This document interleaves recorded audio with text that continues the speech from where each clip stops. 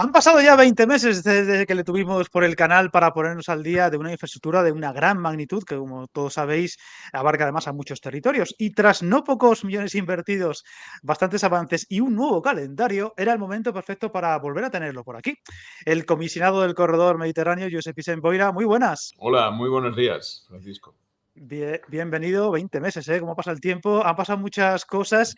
No ha habido grandes avances en cuanto a novedades, en cuanto a tramos inaugurados, pero sí que ha habido muchas novedades en general, en avances en obras, licitaciones, por supuesto, y esa gran novedad que fue el calendario que presentó hace un par de semanas el ministro en Castellón, con alguna sorpresilla, pero digamos que con muchas concreciones que faltaban en algún detalle, en algún tramo concreto, con lo cual pues a lo mejor algún retraso se vio compensado con esa idea de que, bueno, ya tenemos un calendario más asentado y más cercano en el tiempo y con algunos detalles muy interesantes. Háblanos un poquito de cómo ha sido estos 20 meses desde la última vez que estuvo por aquí, esos avances que ha habido, incluso con un récord inversor el año pasado, y cómo valora ese nuevo calendario. Sí, bueno, realmente nosotros hemos seguido trabajando. Esta es la cuestión. O sea, nosotros desde la oficina del Corredor Mediterráneo tenemos una filosofía que es ir avanzando y ya llegará el momento en el que se vayan poniendo en servicio las obras. Hemos seguido trabajando internamente con el fin de llegar a esta situación, a la situación que el ministro presentó en Castellón el otro día, que me parece que es el anuncio ya de que la luz al final del túnel se está viendo y se ve ya y la gente puede empezar a confiar que esto va en serio. Y bueno, lo que hemos hecho durante estos últimos meses ha sido, entre otras cosas, también trabajar intensamente en el frente europeo. Yo creo que en el frente europeo, que pasa a veces muy desapercibido, se ha aprobado, por ejemplo, la reforma del reglamento de la Red Transeuropea Transportes y eso nos afecta directamente. Y mucha gente sigue pensando que el diseño del corredor mediterráneo depende del capricho de este coordinador o del capricho de un ministro. Y en realidad, todo el diseño del corredor mediterráneo responde a un reglamento que fue aprobado en verano del 24 y definitivamente en diciembre, en el que lo que se hace es marcar cuál es la hoja de ruta que hay que seguir y es lo que hemos hecho nosotros en esos últimos meses. Por tanto, yo diría que las novedades han venido, por una parte, de afianzar los procesos para que el ministro pudiera plantear este calendario y, en segundo lugar, centrarse en la reforma de la Red Transeuropea Transportes, que nos va a traer muchas novedades para los próximos años. Supongo que estará al tanto de todo lo que es la actualidad en cuanto a la prensa, ¿no? Cómo trata la prensa los avances y demás. Ha habido un poco de todo, porque ha habido gente que lo ha visto como algo positivo. Oye, a medio plazo, estamos hablando de 2 años, 2 años y medio, 3 máximo, para que gran parte del corredor esté ya en funcionamiento. Y otros que todo lo contrario, que se anuncian más retrasos, por ejemplo, en el tramo entre Valencia y Alicante, faltan detalles, por ejemplo, con velocidades y demás. Ha habido pues las dos vertientes. ¿Usted cómo lo valora desde su puesto privilegiado?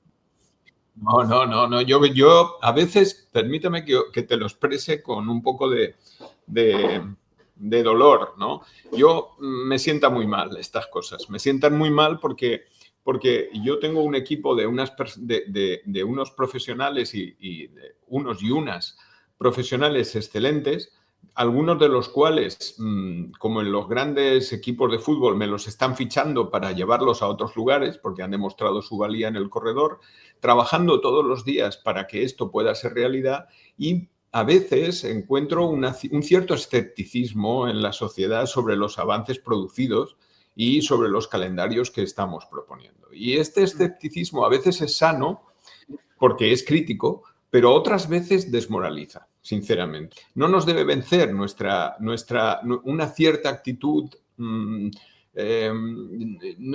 quiero utilizar la palabra cínica, pero sí una cierta actitud descreída sobre los progresos que se están realizando en la obra pública, que por cierto son evidentes. Es decir, si alguien hace 10 años hubiera dicho el corredor mediterráneo en ancho internacional, llegará hasta Almería, hace 10 años, llegará hasta Almería en menos de 10 años. A ver, ¿quién hubiera dicho esto? Efectivamente, pues así será, ¿no? Y claro, es que tenemos poca memoria. Y esta es la cuestión. Yo, como soy, además de geógrafo, tengo una cierta mirada historiadora, sí que es verdad que consigo tener una visión temporal de lo que significan estos cambios. Y estamos a las puertas de un cambio extraordinariamente importante. El cambio de ancho Castellón-Tarragona, que está a tocar la mano, que ya tenemos las obras preparadas para la última fase, esto no ha basado nunca en la red ferroviaria española. Nunca. Es inédito. Cambiar una red ibérica a una de ancho internacional directamente, esto no se ha hecho nunca. Se han construido nuevas.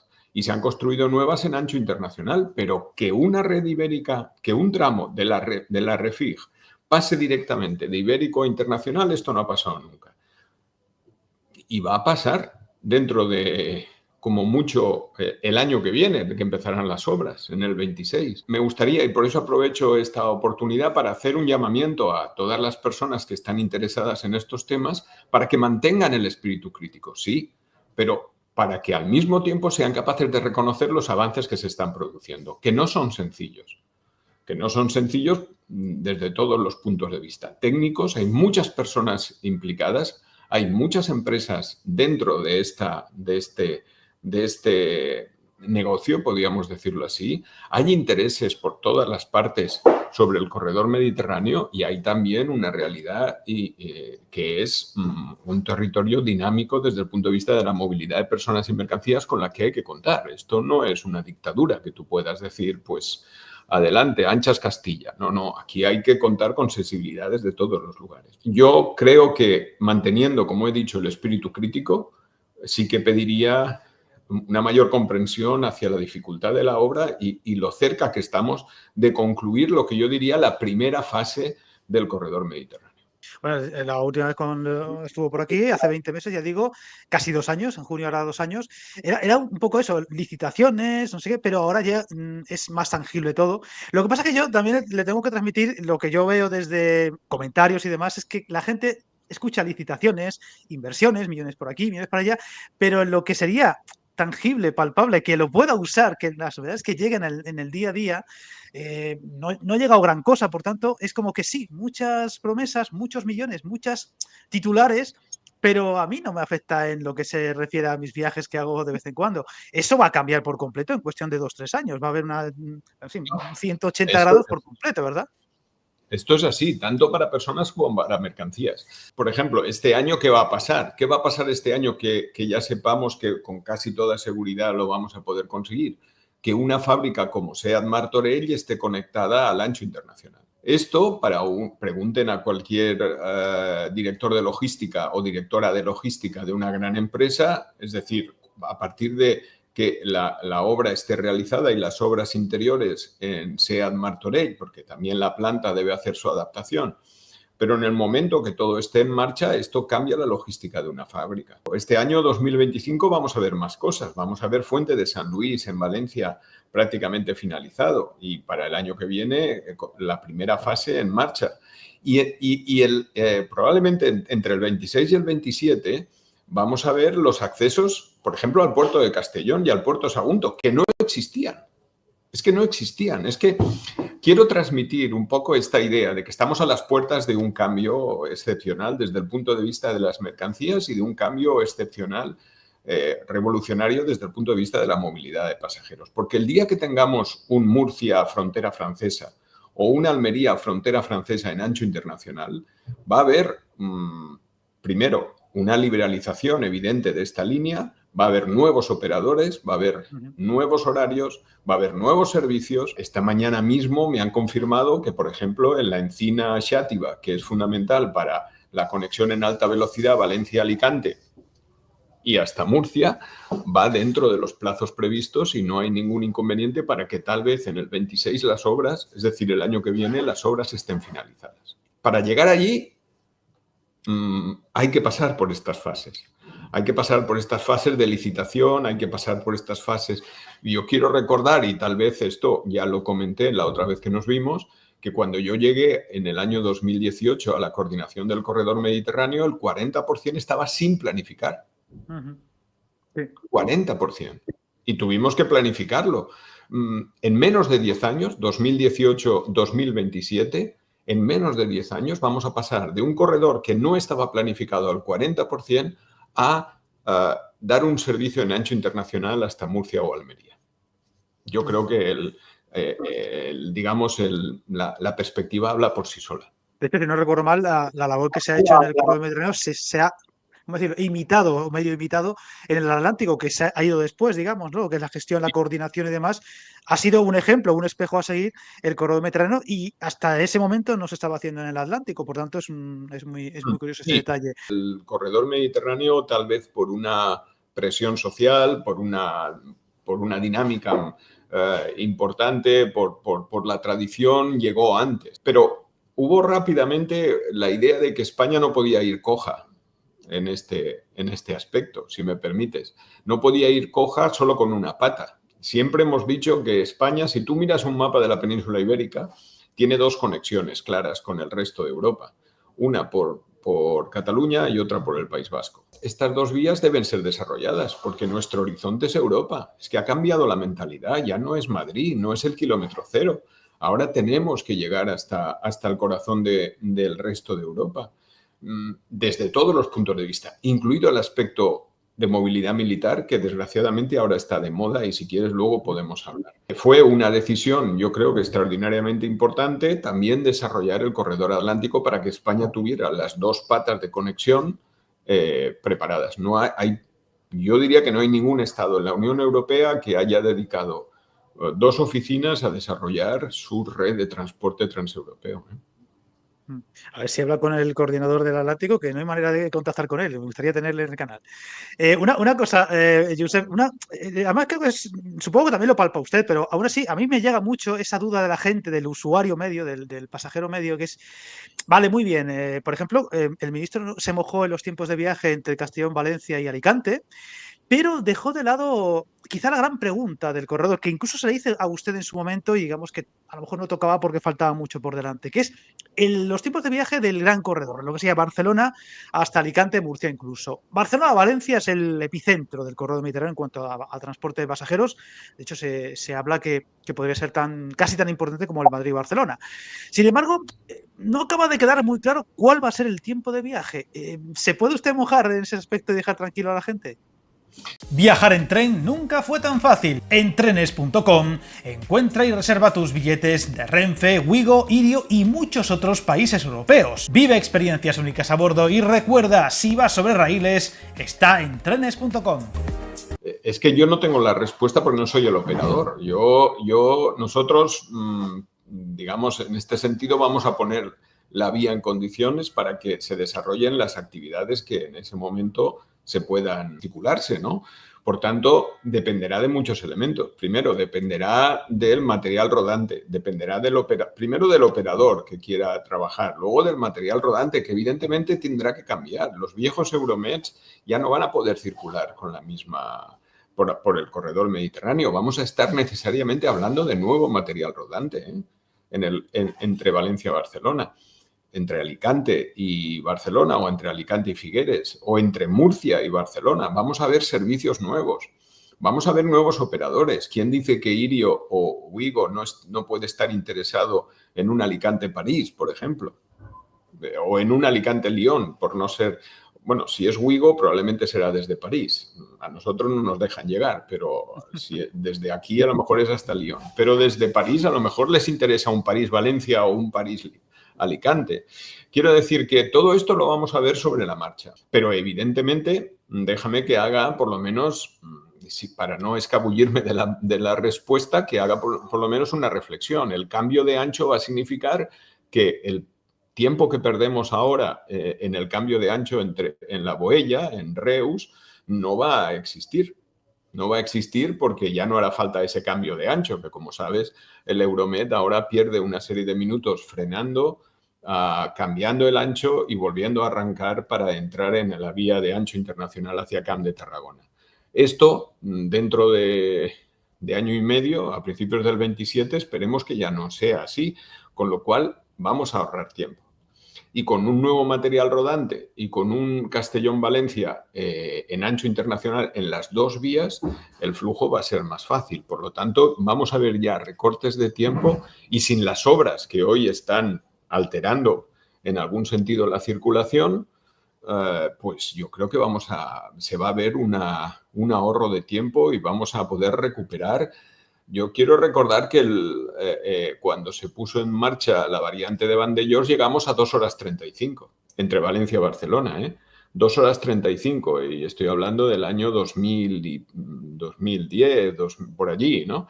Perdón, 2020, por ahí. Yo creo que ese tiempo incluso lo podremos recortar. Ahora estamos en más de 3 horas y pico, Por tanto, solamente volver al 2.35 de la variante cuando se puso en servicio la variante de Vandellós y antes de entrar en todos los trabajos que se están desarrollando en el corredor, más lo que ahorremos del cambio de ancho, vamos a tener un recorte sustancial. Bueno, eso esperemos que sea lo suficiente, sustancial para que la gente esté contenta. Si esa gente lo compara enseguida no con el avión, sin esos trayectos, sino con el coche. Si se ahorra suficiente respecto al coche, entonces es interesante. Como esté ahí, dices, nah, no merece la pena. Es la mentalidad que yo veo muchas veces. Hay un tema que me preocupa más que el tiempo, desde el punto de vista de los servicios, que son los horarios y las frecuencias. Yo creo que la gente es capaz. Yo estuve el otro día en Barcelona, terminé una reunión a las 2 y tenía una reunión con el Ayuntamiento de Barcelona justamente porque creo que las grandes ciudades deben prepararse para el nuevo horizonte que va a venir y creo que ayuntamientos o núcleos de población tan importantes como Valencia y Barcelona deben hacer escuchar su voz ante los operadores sobre este tema. Pues tuve una reunión en el Ayuntamiento de Barcelona que terminó sobre las 2:30. No pude salir de Barcelona hasta las 4:15. Es decir, prácticamente las frecuencias que hoy tenemos entre Valencia y Barcelona, más allá del tiempo que duremos, es que no son las correctas. No hay ningún tren prácticamente si no recuerdo mal, estoy hablando de memoria, entre las 11:30, las 12 y las 4:15 de la tarde. Bueno, yo encantado de comer en Barcelona, pero si pudiera haberme vuelto antes, pues tal vez. Por tanto, a mí, sinceramente, y puede que haya gente que no esté de acuerdo conmigo, pero yo lo digo, a mí me preocupan más frecuencias y horarios que tiempo de desplazamiento. Sí, eso por supuesto, eso se va a notar seguro, porque la capacidad de la línea aumentará de una forma, yo diría que exponencial, ¿verdad? En cuanto a trenes hora, vamos a decir, va a subir una barbaridad, ¿no? Por las limitaciones que hay ahora en muchos detalles, ¿no? Eso seguro. Yo creo que tenemos después de lo que ha pasado con la DANA también, tenemos una reflexión que ya estamos realizando, que es el tema de la resiliencia de las infraestructuras y de la resiliencia de la red. Es decir, ¿qué pasa si, como ha pasado en Valencia, por ejemplo, qué pasa si los accesos viarios al puerto de Valencia se colapsan? Pues deberíamos tener un buen acceso ferroviario, porque si no, los camiones, como pasó durante unos días, durante la crisis de la DANA, tuvieron que pasar por dentro de la ciudad. Y pasar por dentro de la ciudad, pues las ciudades ya no están preparadas para que miles de camiones pasen por las avenidas urbanas. Con lo cual, por ejemplo, los tráficos de Murcia, de Almería, pues tuvieron que desviarse hasta Madrid para luego llegar, porque el bypass viario estaba destrozado.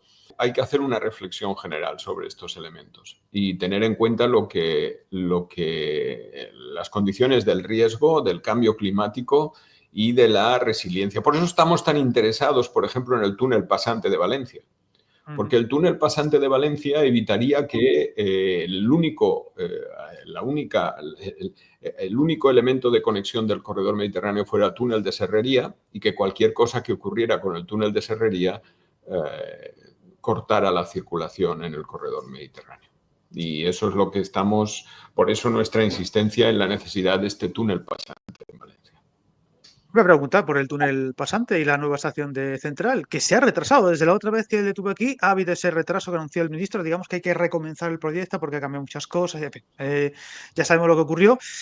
¿Cómo lo valora usted? ¿Cómo lo valora usted? Y también ese horizonte que está mucho más alejado en el tiempo para ambas infraestructuras que son vitales para el corazón, como yo digo, del corredor mediterráneo, como es Valencia.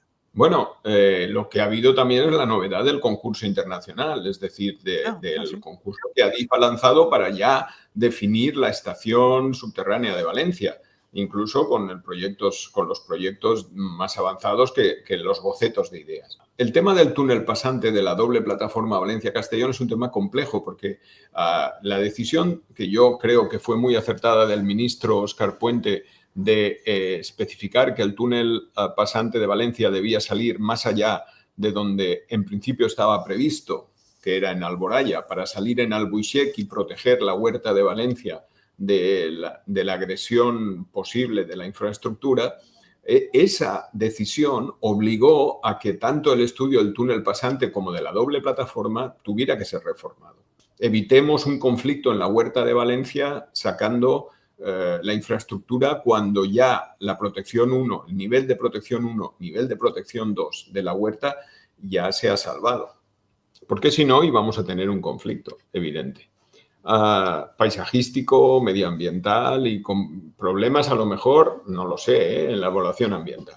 Esto evidentemente ha hecho que los estudios informativos deban retocarse, que antes de ser mandados al Ministerio de Transición Ecológica, pero en cambio se ha avanzado en este concurso internacional de la estación subterránea de Valencia, que Adif ya ha lanzado por un importe muy considerable para que ya tengamos un proyecto para esta estación subterránea. El mundo real es complejo y a todos nos gustaría que las cosas fueran mucho más rápidas, pero esto no es un ordeno y mando, esto es una negociación, es un camino, pero yo creo que el camino, la tendencia, el ministro la tiene clara, el presidente de Adif la tiene clara y yo la tengo clara. Voy a preguntarle por otra estación que también no llega nunca y tampoco se dan nuevos plazos, supongo que por prudencia, después de lo ocurrido en el pasado me parece bien, que es la de la Sagrera en Barcelona. ¿Sabe usted algo? ¿Se puede aventurar algo, por ejemplo, en algún nuevo hito o algún horizonte, aunque sea un poquito lejano, de cuándo podría estar lista? Bueno, las noticias que tenemos es que el 70% de la obra civil está realizada. Esto es un avance extraordinario. Es verdad que que los trenes ya están preparados para pasar por dentro de la estación. Pasar por dentro de la estación quiere decir que operativamente ya se puede pasar. Es cierto que no se podrá parar. ¿Por qué? Porque falta el proyecto arquitectónico que no depende precisamente de Adif, que depende también del Ayuntamiento de Barcelona, depende de la sociedad de integración, depende de más cosas de lo que la obra civil puede establecer. Pero si uno va a ver la estación de la Sagrera, verá que la obra civil ha avanzado y ha avanzado mucho, hasta el extremo que los trenes ya pasarán por dentro de la estación de la Sagrera. No tengo inconveniente en señalar que los avances en la obra civil han sido importantes, reconociendo que nos falta vestir la estación para que de verdad sea un punto de entrada y salida, pero eso no depende solo de Adif. A ver si pronto tenemos novedades, porque de hecho, lo hemos hablado antes, el más que presumible incremento de trenes con el Levante, con el resto del Levante, el resto del corredor mediterráneo, Sams ya está al límite, ya no puede más. O sea que como la Sagrera llegue mucho más tarde que el corredor mediterráneo, vamos a tener un problema muy considerable en Barcelona para los tráficos. Así que esperemos que no sea con mucho más retraso de lo que va a ser la llegada a Valencia o Alicante, incluso Murcia, Almería, de lo que es 2027 el corredor mediterráneo, porque si no, vamos a tener ahí un buen jaleo, un auténtico cuello de botella. De todas maneras, ten en cuenta un aspecto que es mantener el equilibrio en el corredor mediterráneo. Mantener el equilibrio en el corredor mediterráneo, ¿qué quiere decir? Que no podemos avanzar mucho en un sitio si nos retrasamos en otro. Hay que tener como una visión global del corredor mediterráneo que yo no digo que tenga que ir al ritmo de lo más lento o de lo más difícil, pero es verdad que no podemos tener grandes disfunciones en la puesta en servicio de algunas cuestiones. Vale, podemos tener problemas en Sants por el posible colapso, no sé qué, sí, estoy de acuerdo, pero hemos tenido que meterle 6 nuevas vías de ancho internacional a la estación de Alicante para que pueda llegar el corredor mediterráneo, porque si no, no entra en Alicante. Claro, es que es así. Entonces, vamos a ver, ahora ya se está trabajando en la conversión de vías, si no recuerdo mal, creo que eran 6 para ancho internacional de Ibérico, que ahora estaban en Ibérico en la estación de Alicante, para meter el AVE que vendrá desde Valencia o que vendrá luego desde Barcelona. Entonces, claro, si no teníamos esto, no entraban los trenes en Alicante. Y esto sí que era urgente, esto es que no entraban directamente, no es que en el futuro vaya a colapsarse el tema. Hay que mantener un equilibrio en todo el corredor mediterráneo. Yo entiendo que los de Barcelona aprieten porque esto no sé qué, los de Castellón porque no sé cuántos, los de Valencia, los de Alicante, los de Cartagena, los de Murcia, los de Almería. Y un poco, pero claro, mi posición es yo tengo que tener toda la visión desde Algeciras hasta la frontera francesa y ayudar en aquellos extremos, empujar más en aquellos donde parece ser que la cosa sea más complicada y mantener un cierto ritmo en todo el corredor. Me voy a preguntar por un avance que ha pasado como muy desapercibido, pero que me parece muy relevante esta semana en una reunión, la reunión bilateral entre Gobierno y Generalitat, que se ha dado a entender que va a haber un impulso ya muy importante a la estación intermodal de Tarragona. Cuéntenos. En Cataluña hay varias novedades, efectivamente. Algunas de ellas es la que tú has comentado, por ejemplo, pero también hay otras en la estación de Girona, en Figueres o en algunas otras zonas. Fundamentalmente tenemos una asignatura pendiente en Cataluña, que es el acceso al puerto de Tarragona. En estos momentos se está trabajando en el acceso al puerto de Tarragona y cuando tengamos el acceso al puerto de Tarragona en ancho internacional y por tanto ya prácticamente todo esté unido, hay otras asignaturas pendientes que están en marcha. Por ejemplo, esa que has comentado. También el estudio funcional de cómo reordenar la red arterial ferroviaria de Tarragona. Quiero recordar que hay un estudio que se está realizando sobre cómo reordenar arterialmente, cómo reordenar el nudo arterial de Tarragona para evitar que las mercancías sigan pasando por dentro de la ciudad. Todo eso está encima de la mesa y todo eso quiere decir que hay una actitud proactiva del gobierno y evidentemente de la oficina, como no puede ser de otra manera, para llegar a consensos sobre el futuro de la red ferroviaria en Cataluña. Pero Cataluña está llegando ya a este nivel de maduración que implicará tener sus ciudades conectadas y unas conexiones en ancho internacional también para mercancías. Tengo que preguntarle por un poquito de. Parece que es tiro a lo negativo, pero no es así. Es que últimamente estoy detectando cierto pesimismo en cuanto al cumplimiento de plazos de dos obras muy importantes, como es la variante de Loja y el tramo Almería-Murcia, que da la sensación de que no van a llegar para 2026. Ha habido retrasos en Loja por temas, es una obra muy compleja, y el run es como que en Almería tampoco se va a llegar al 2026, que supuestamente era clave por el tema de los fondos europeos. ¿Cómo está ese tema?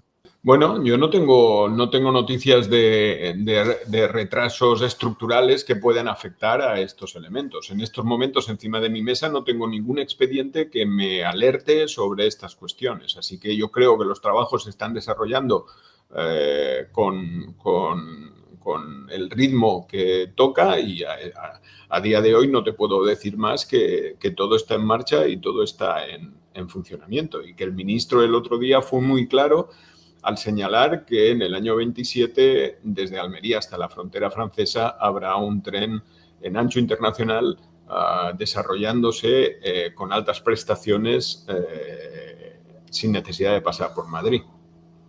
Bueno, de hecho, el tramo Almería-Murcia es muy complejo, tiene pasos muy complicados por ciudades, pero está vamos, en ebullición, ¿no? Y la sensación es que están las obras a pleno rendimiento, ¿verdad? No, o sea, tranquilícenos. No, vamos a ver. Yo lo único que quiero poner encima de la mesa es que, como creo que has apuntado al principio, 2024 ha sido el año de mayor inversión ejecutada en el corredor mediterráneo, con más de 1.300 millones. Yo ayer tuve un desayuno en Diario del Puerto, en Valencia, junto a José Antonio Sebastián, coordinador del Corredor Atlántico, y cuando yo manifesté esta cifra, no voy a decir qué presidente de autoridad portuaria, pero fue un presidente de autoridad portuaria que me paró, me cogió del brazo y me dijo: perdona, ¿cuánto has dicho que habéis ejecutado en 2024? Y yo dije, 1.306 millones ejecutados en el corredor mediterráneo, no licitados, no adjudicados, sino ejecutados. Entonces, claro, con un año de ejecución de 1.306 millones, a muchos de los cuales estaban en Almería-Murcia, muchos de los cuales estaban en la línea Almería-Murcia, es evidente que los progresos están ahí. Entonces, claro, a veces este escepticismo, mirar la meta final y no el proceso es lo que yo creo que debemos, al menos es mi función, debo no combatir, pero sí complementar. Bueno, tenemos este horizonte, este es el horizonte al que nosotros vamos a aspirar y estamos haciendo esto con estas cantidades económicas. Yo tengo una actitud, quiero decir, una actitud de apertura y de información y de divulgación y pedagógica sobre lo que estamos haciendo en el corredor. Y yo lo que en estos momentos puedo decir es que no tengo ninguna alerta roja en el corredor mediterráneo que me haga pensar que el plan que presentó el ministro el otro día en Castellón no se vaya a cumplir. Tampoco en el tramo final entre Bobadilla y Algeciras, que parece que también se está retrasando, electrificación y demás. Hay bastante, no sé si decir cabreo, pero como que no acaba de llegar nunca. Es como que el tramo más importante, porque es el que conecta Algeciras con el resto del corredor, y como que está como más dejado de la mano de Dios. Esa sensación que me transmite la gente. No es así, no es así. Yo, precisamente ese tramo tiene una doble supervisión, por decirlo así, porque como sabes, ese tramo también pertenece al corredor atlántico. Pero claro, como tú muy bien dices, es un tramo muy complicado. Es que la geografía cuenta, ¿eh? Es que la geografía cuenta. Allí hemos tenido grandes problemas con la evaluación ambiental porque pasaba por áreas muy sensibles que la Junta de Andalucía dentro de sus competencias de protección ambiental, pues puso muchos problemas tampoco son problemas, puso muchos puntos encima de la mesa que resolver para que el impacto de la red de electrificación no fuera negativo para el entorno natural. Con lo cual, pues ha habido que cumplimentar ese estudio informativo, esos estudios ambientales, y vuelvo a decir lo mismo. Yo creo que se está trabajando en tiempo y forma y no creo que vayamos a tener retrasos sustanciales en muchos aspectos. Por otra parte, como ya es evidente, se ha lanzado ya y ya se está trabajando por parte de Adif las mejoras para la autopista ferroviaria Algeciras-Madrid-Zaragoza. Me acuerdo que en la otra entrevista le dejé caer la pregunta y usted me confirmó la preocupación que había con Francia. Antes ha hablado del tema europeo. Francia y su falta de impulso en la parte suya del corredor, que no dejase como un frenazo a lo que estamos haciendo aquí. ¿Sigue con esa preocupación o ve que ha cambiado la cosa en el país vecino? Yo creo, vamos a ver, sigo con la preocupación. ¿Por qué? Porque no tengo en estos momentos, y lo digo con sinceridad, no tengo noticias de que Francia haya decidido acelerar su trabajo de conexión del corredor mediterráneo. Tampoco me lo tiene por qué decir a mí, ¿no? A mí no me llama Emmanuel Macron para decirme, mira, Boira, que vamos a acelerar el corredor. No, pero por lo que yo sé, en estos momentos no hay instrucciones de acelerar el tramo que más nos preocupa, que es el Béziers-Perpignan, que es el que estaba previsto para el año 2040. También tengo que decir que me he interesado y sigo totalmente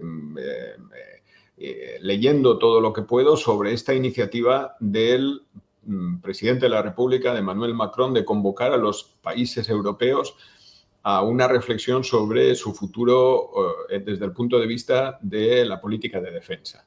Y alguien puede preguntar, bueno, ¿y esto qué tiene que ver con vosotros, ¿no? ¿Qué tiene que ver con el corredor mediterráneo? Bueno, yo quiero recordar que el corredor mediterráneo es Red Transeuropea de Transportes. Red Transeuropea de Transportes quiere decir interoperabilidad en todos los aspectos del mapa europeo, también del mapa militar.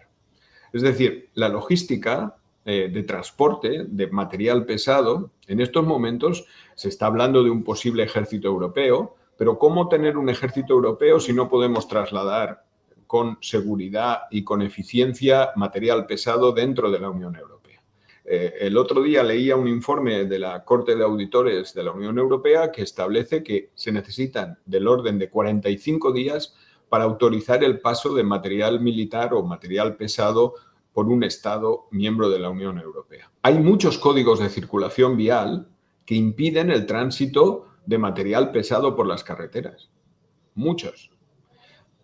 Y hay muchos puentes y estructuras que no soportarían el paso de material pesado ni puertos que permitieran el desembarco de material pesado en sus instalaciones. Claro, todo esto hace que la Red Transeuropea de Transportes, con su doble uso civil y militar, es decir, que no solamente sea apta para el transporte logístico, sino que sea apto también para momentos de crisis y para la propia política de defensa europea, pueda, y yo veo aquí una cierta luz, acelerar los trabajos de adecuación en Francia. Así, porque si no, Francia, digamos, estaría ante una cierta paradoja. Impulsar la reflexión sobre la política de defensa europea y al mismo tiempo no poner las bases reales, materiales, para una interoperabilidad ferroviaria y logística dentro de la Unión Europea. Cualquier política, digamos, de autonomía estratégica defensiva europea necesitará de una base logística y de una base de infraestructuras potente. No lo sé, pero me da la impresión de que la maduración de estos efectos, de estos asuntos geopolíticos puede tener influencia positiva en que Francia se decida a reforzar, actualizar y acelerar su red de transportes transeuropea, tanto por la parte, digamos, de Irún-Hendaya como por la parte del Lepertús de Barcelona-Perpiñán. Bueno, pues mira, podemos decir O de aquello de no hay mal que ¿no? por bien no venga.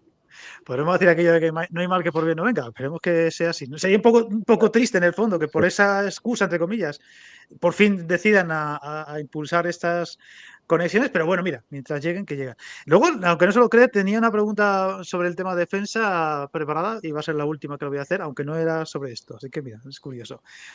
Bueno, tengo que preguntarle por una cosa evidente en los últimos meses ha sido clave. Usted es valenciano y bueno, pues la DAN ha sido, en fin, tremendo para su tierra y además dejó en evidencia muchas infraestructuras y muchas necesidades. ¿Cómo vio, para empezar usted, cómo vivió usted esos días de la DAN y lo ocurrido después? Bueno, yo, sinceramente, para mí, como catedrático de Geografía Humana, ha sido probablemente el episodio que más me ha afectado desde el punto de vista de mi propia profesión, de cómo reflexionar sobre la relación entre el entorno humano, el entorno natural, la disponibilidad, la disposición del territorio, el espacio construido, lo que llamamos usualmente a la geografía humana, pero en este caso todavía más afectado por la pérdida de 224 vidas en un entorno prácticamente metropolitano, donde uno, y llamo a todas las personas, llamo un poco la atención de todas las personas que nos estén viendo, pues un entorno metropolitano que era como tantos entornos metropolitanos en España. En este entorno, que en principio no parece peligroso, ocurrió la muerte de la mayoría de las 224 víctimas que tuvimos. Por tanto, yo creo que si desde el punto de vista material estamos hablando de pérdidas o de movilización de recursos por valor de 15, 16.000, 20.000 millones de euros, desde el punto de vista humano, la pérdida de 224 personas nos obligan a una reflexión profunda sobre qué territorio hemos creado y qué capacidad de control de ese territorio tenemos. Y yo creo que en estos momentos la reflexión nos debe llevar a pensar que estamos en un modelo fuera de control desde el punto de vista urbanístico y territorial, de movilidad, de infraestructuras, y que debemos repensar ese modelo a escala metropolitana, que es lo adecuado en este entorno, ¿no? Por tanto, a mí como ya no hablo como coordinador del corredor, porque si quieres podemos hablar también de los daños en el corredor mediterráneo, que no fueron excesivos, pero no puedo tampoco desligarlo de mi perfil profesional y, por tanto, esta fue la primera impresión que yo tuve, la necesidad de repensar el modelo territorial y el modelo de movilidad al que hemos llegado. No solo los daños, pero sí que recuerdo que aquellos días mucha gente habló de que quizá era un buen momento para, no sé cómo decirlo, evaluar cómo era el corredor mediterráneo en cuanto a esos posibles eventos extraordinarios, ¿no? Si estaba preparado, tal y como está concebido ya o ejecutándose, para episodios como esos, que además en el Levante son muy frecuentes. ¿Ha habido algún tipo de valoración de si quizá en puntos concretos, estratégicos, lugares inundables, etcétera, etcétera, está preparada para esa infraestructura para ese tipo de eventos? ¿O habría que hacer alguna actuación extra, alguna modificación? No, vamos a ver. El corredor mediterráneo, ante lo que ha significado la DANA, no ha tenido grandes pérdidas desde el punto de vista material. Nuestras obras no se han visto afectadas, ni los calendarios que tenemos por las actuaciones, por destrucciones directas de la DANA.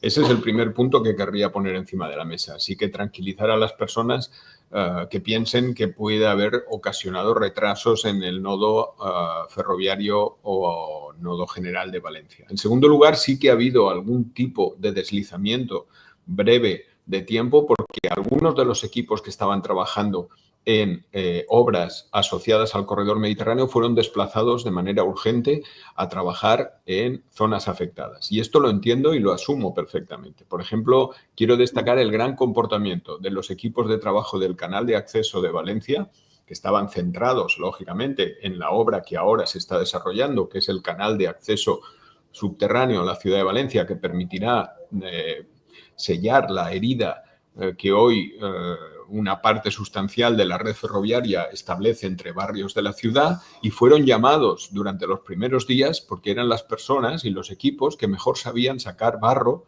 de dentro de la tierra. Se ha hablado poco y me gustaría aprovechar esta ocasión para mandarles un abrazo y rendirles un tributo a estos equipos que de alta capacidad técnica, que fueron desplazados a ayudar en los primeros momentos a sacar barro de los garajes, de las carreteras o de los túneles o de los pasos. El Ministerio tuvo una actuación fundamental muy activa en algunas de las obras de reconstrucción. El ministro Puente estuvo al frente de ese proceso y creo que todo el mundo con el que hablo está de acuerdo en señalar el carácter proactivo de su intervención y cómo los equipos que tenía desplazados han puesto en servicio algunas de las obras que no eran del corredor mediterráneo, digo, porque algunas de ellas no fueron dañadas. Pero, por ejemplo, sí que efectivamente esa reflexión que tú haces nosotros la hemos tenido y la he hecho ya, por ejemplo, en la necesidad del túnel pasante de Valencia respecto del túnel de Serrería, que hoy es el único que conecta norte con sur de todo el corredor mediterráneo a su paso por Valencia. O, por ejemplo, de haber tenido en funcionamiento una infraestructura que parece la Cenicienta, porque nadie le hace caso, y yo me gustaría que le diéramos un poco de cariño, que es el bypass de mercancías entre Fuente de San Luis y Almusafes, que va a entrar en funcionamiento ya, prácticamente, si las obras se acaban este año. Si lo hubiéramos tenido ya, pues algunas de las circulaciones de mercancías, incluso de pasajeros que podrían haberse desviado por allí, podrían haber evitado la interrupción de servicio, porque era una zona que por su trazado se vio afectada menos que la vía férrea que discurría por la Horta Sud en dirección hacia el sur, hacia Alicante, ¿no? Toda esta reflexión yo creo que ahora nos ha venido de golpe y creo que valdría la pena, y me parece que es una buena indicación la que haces, de que necesitamos esta reflexión que nosotros ya estamos empezando a hacer sobre las obras del corredor mediterráneo. De hecho, si no recuerdo mal, estoy tirando de memoria, poco antes de la DANA, quizá 2 o 3 semanas antes, usted hizo una publicación muy interesante sobre eso, precisamente esa necesidad de que Valencia tenga alternativas a lo que hay ahora o lo que incluso está proyectado, ¿no? Efectivamente, yo creo que, vamos a ver, en esta DANA se ha hablado mucho del Plan Sur. El Plan Sur, como sabes, fue el desvío del Turia por la zona sur de Valencia. A partir de la triada de 1957, se tomó la decisión de que el río no pasara más por dentro de la ciudad, sino que fuera desviado por el sur. Es el que ha salvado hoy a la ciudad de Valencia.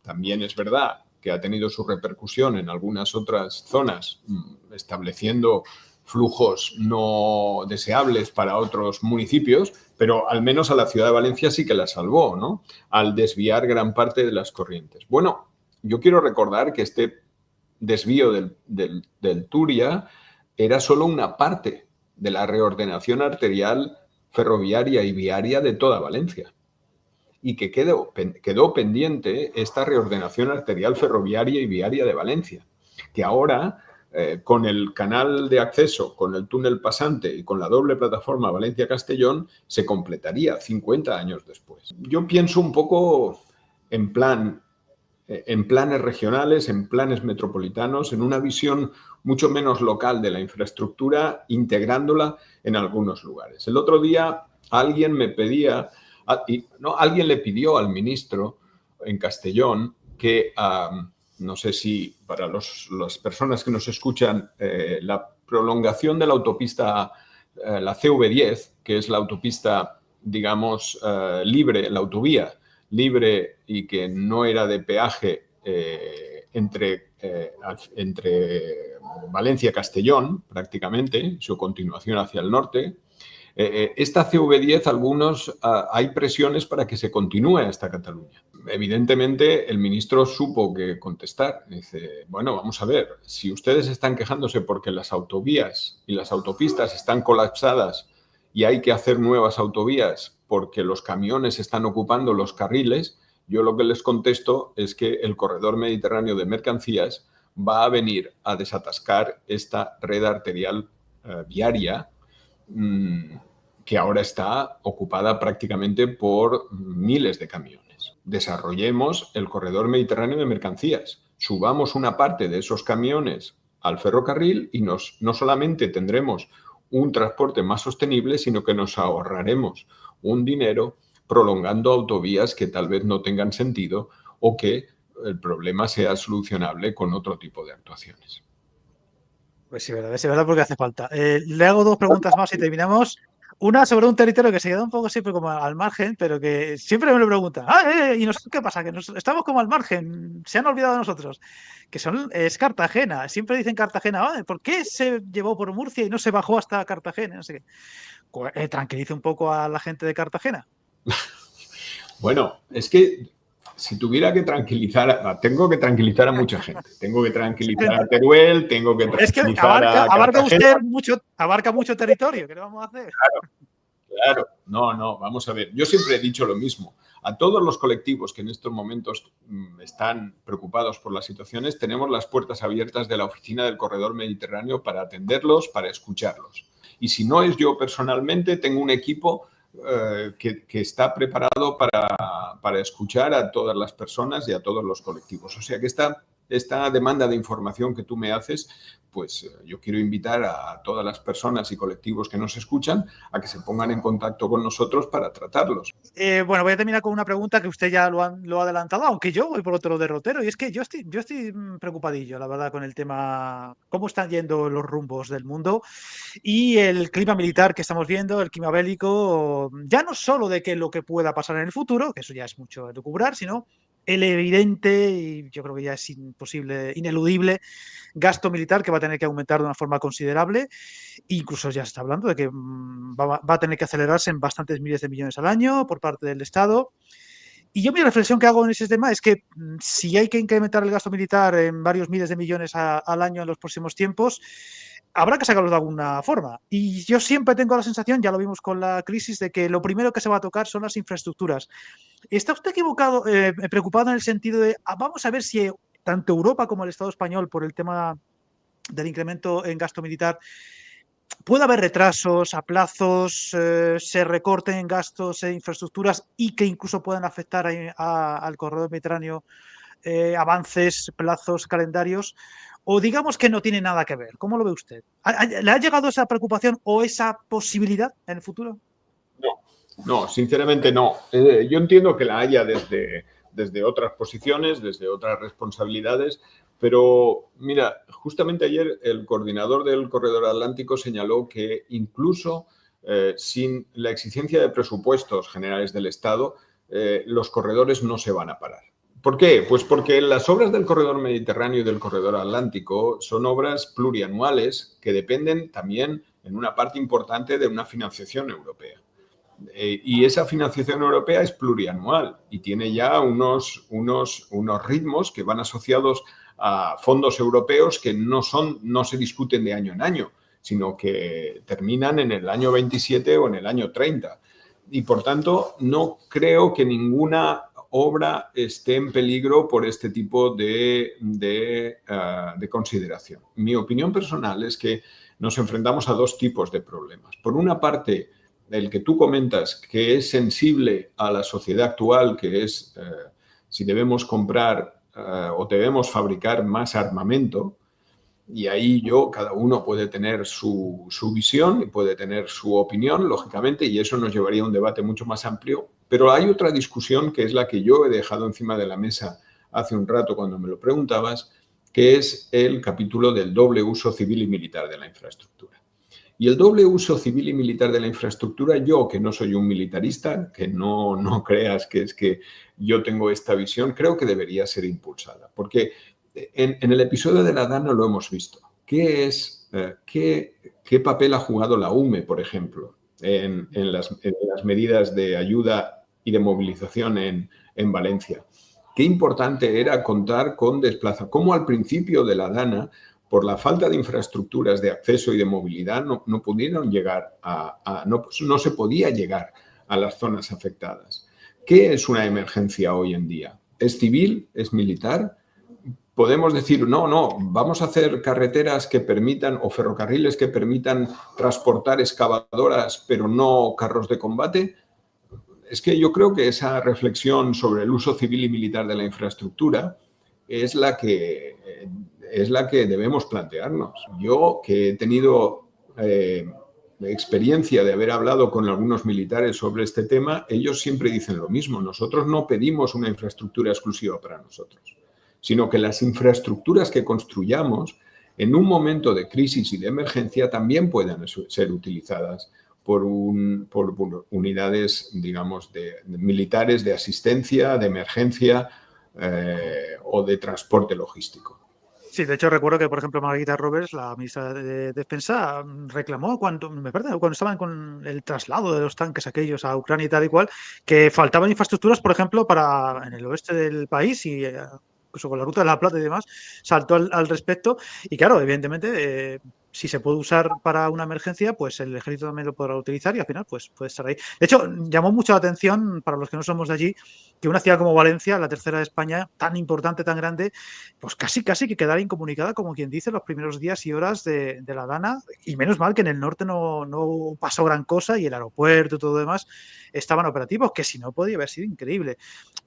O sea, lo de la DANA fue un bofetón considerable de realidad quizá de lo limitados que estamos en infraestructuras en muchos detalles. Que la tercera ciudad queda como quedó es para reflexionar mucho, ¿eh?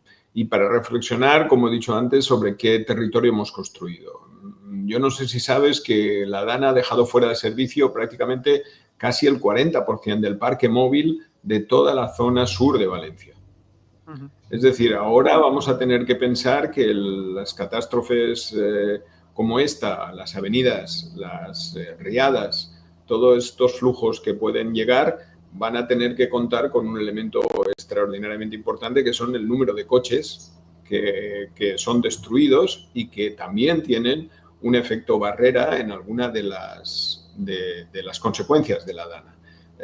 Curiosamente, mucha gente, o algunas personas, no mucha gente, pero algunas personas dicen, no, es que tanta medida ambiental de protección de la huerta, de los cauces, ha generado más problemas, pero nadie dice, en realidad, que 130.000 vehículos han desaparecido y que 130.000 vehículos también causaron bloqueos, obstáculos y problemas asociados a esta riada, ¿no?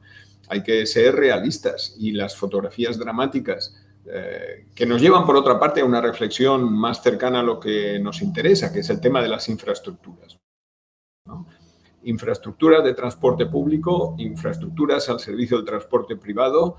Esta es una buena discusión y yo me gustaría, aunque excede evidentemente a lo que estamos comentando hoy, que episodios como la DANA de Valencia nos lleven a discutir si efectivamente necesitamos un transporte público más resiliente, más sostenible y más robusto, o seguimos confiando en el transporte privado, en nuestro propio coche, para alcanzar cualquier lugar, sobre todo en las áreas metropolitanas.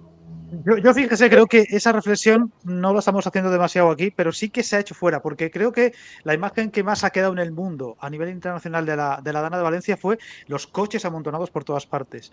Y claro, Correcto. dices, el barro y los coches. Eso yo no lo he visto en ninguna otra inundación, por muy bestia que fuera en ninguna otra parte del mundo.